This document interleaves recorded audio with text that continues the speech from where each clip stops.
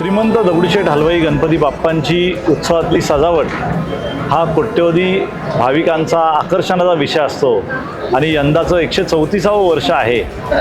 सन 2026ची जी दगडूशेठची जी सजावट आहे ती उत्तर प्रदेश येथील वृंदावन जे तीर्थक्षेत्र आहे तिथल्या प्रेम मंदिराची प्रतिकृती ही यंदाची दगडूशेठची सजावट असणार आहे आणि अतिशय कलात्मक असं मंदिर हे त्या ठिकाणी जे आहे तसं हुबेहूब इथे साकारण्याचा प्रयत्न हा ट्रस्टच्या वतीने केला जाणार आहे।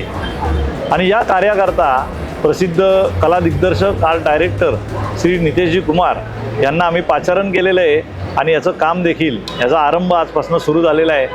या मंदिराची उंची साधारण 100 फुटावर असणार आहे आणि राधा आणि कृष्ण या दोघांची मूर्ती या सजावटीच्या मध्यभागी असणार आहे।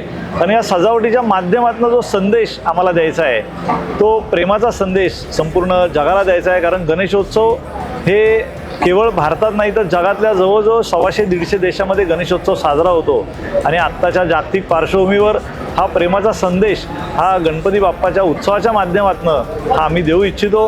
आणि आपल्या भारताची जी परंपरा आहे सर्वांना प्रेम अर्पावे आपलं साने गुरुजींनी देखील म्हटलेलं आहे, त्या दृष्टिकोनातून या सजावटीची रचना आम्ही केलेली आहे।